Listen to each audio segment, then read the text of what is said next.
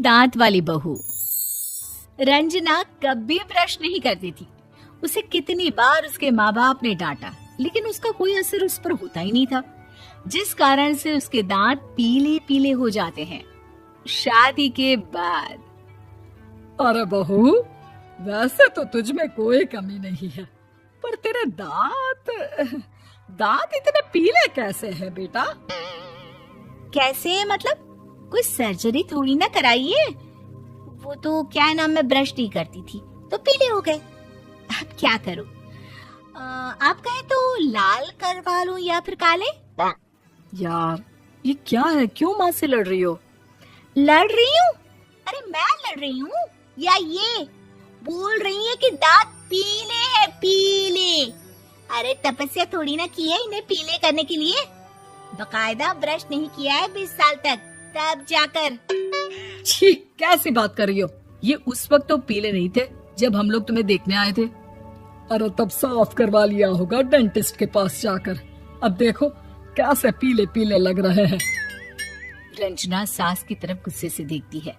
फिर शुरू हो गई पीले पीले पीले।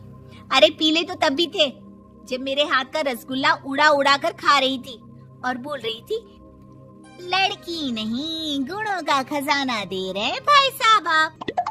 खैर, अब वो लोग करते भी तो क्या करते, पीले दांत वाली बहू पल्ले पड़ी थी तो झेलना तो था ही।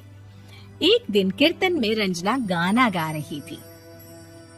अरे कमला बहन, माँ का द्वार है, यहाँ तो सब शुद्ध होकर आते हैं, फिर अपनी बहू को ब्रश भी नहीं करवाती तुम।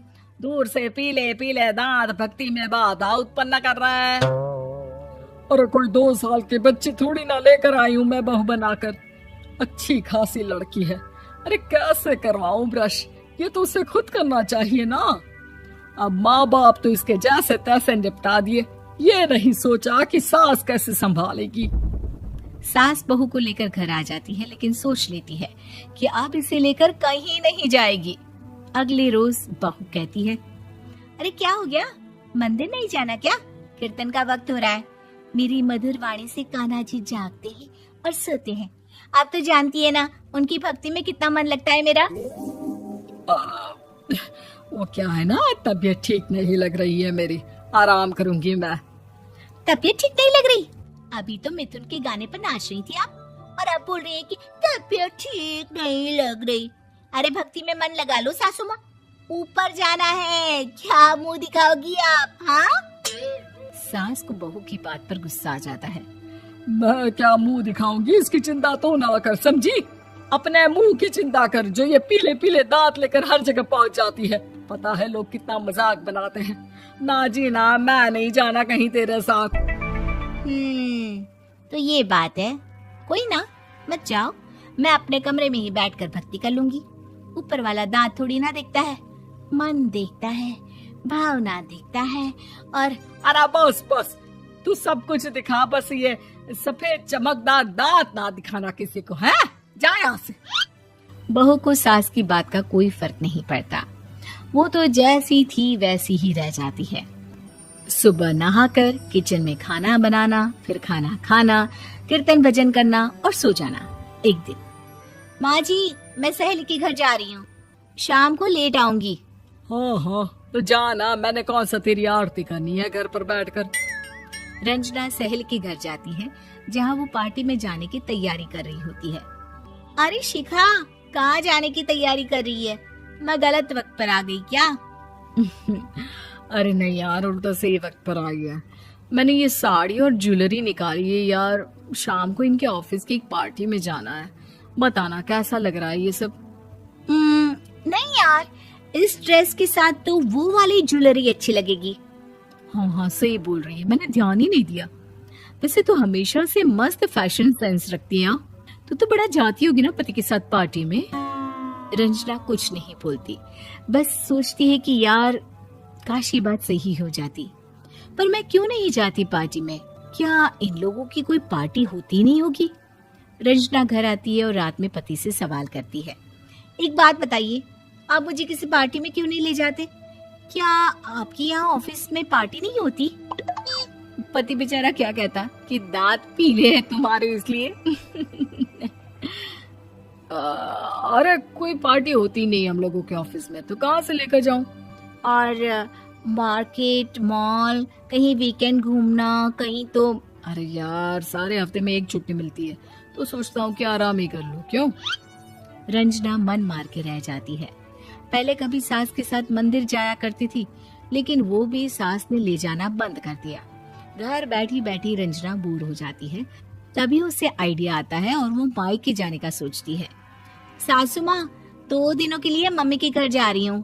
अच्छा अच्छा, ठीक है, आराम से जा। और हाँ, माँ से कुछ अच्छी आदत सीख कर आना कि कैसे शरीर के हर भाग की तरह दांतों की सफाई भी जरूरी होती है, समझी? शुरू हो गई ना आप। वो लोग आपकी तरह नहीं है कि छोटी छोटी बात का बतंगड़ बना दे। उन लोगों के लिए मैं मायने रखती हूँ, ना कि मेरे पीले पीले दांत। रंजना माँ को बिना बताए उन लोगों को सरप्राइज देती है, लेकिन जैसे ही वो दरवाजे पर पहुंचती है, अंदर देखती है कि घर वाले कहीं जा रहे होते हैं। अब माँ, काश रंजना दीदी के दांतों वाली प्रॉब्लम नहीं होती, तो वो भी हम लोगों के साथ चलती ना बुआ जी की बेटी की शादी में। हाँ बेटा, लेकिन अब उसे कौन समझाए कि उसको उसके पीले दांत नहीं दिखते, लेकिन उसके आसपास के लोगों को कितना एम्बैरेसिंग फील कराते हैं। मुझे तो कितनी बार उसके स्कूल की टीचर ने शिकायत की कि उसके साथ कोई लड़की बैठना भी नहीं चाहती, और ना ही कॉलेज में कोई उससे बात करना चाहता था। लेकिन पता नहीं क्यों उसे ये बात समझ में ही नहीं आती। कोई कमी नहीं है उस लड़की में, बस यही कि दांत पीले हैं। वो तो भला हो जीजा जी और उनकी माँ का, जो दीदी को जैसी है वैसे ही रखा हुआ है। रंजना को अपने घर वालों की बात सुनकर बहुत दुख होता है। वो सोचती है कि वो क्या करे, लेकिन फिर वो सीधा डेंटिस्ट के पास जाती है, अपने दांत चमकाती है और कसम खाती है कि वो रोज ब्रश करेगी। अरे क्या हो गया? तुम तो 2 दिनों के लिए गई थी ना, पर कोई ना, अच्छा है, चलो आ गई तो। रंजना सास के सामने आकर खड़ी हो जाती है और पूरी स्माइल करती है, उसके चमकदार दांतों को दिखाती हुई। हैं? चले मंदिर? माँ, मुझे माफ कर दीजिए, मैंने आप लोगों को बहुत एम्बैरेसिंग फील करवाया। मैं आज से रोज ब्रश करूंगी।